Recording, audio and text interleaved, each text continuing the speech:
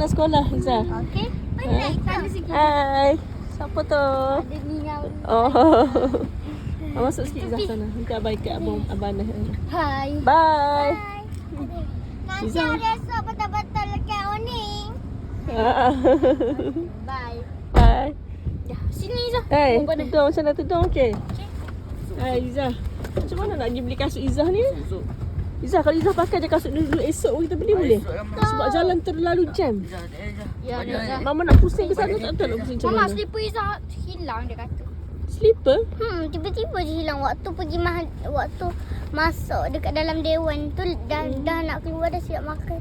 Dah siap tu nak ambil slipper tiba-tiba hilang. Slipper Izzah? Ha. Lepas tu kena beli lain. Dah lah cikgu suruh letak dalam kelas je tak payah bawa balik. Lepas tu tak ada slipper lah Izzah. Kasut tu okey tak pakai? Esok lah kita beli sebabnya jam tu Mama tak tahu nak pusing macam mana. Jam sangat-sangat. Nah, boleh? Boleh? Boleh. Esok je lah beli Aminah macam mana okey kelepek tudung? Ha? Kawan tolong kelepek tak? Nak pandai je. Aminah, Izzah, Hana okey? Hana menangis. Mama! Kenapa? Nangis kuat-kuat dia. Kenapa? Aduh, aku sedih Mama tak ada. Nangis. Nangis kuat kau ni masa. Waktu kat pasti. Mula-mula babai dulu, elok-elok dulu. Mama pergi kat pagar, riak terus Mama.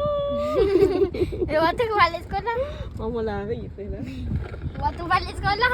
Balik sekolah, Mama ambil dia. Okey lagi. Masa nak pakai kasut tu terus nangis. Sebab. Nanti Mama tengok video, ada video.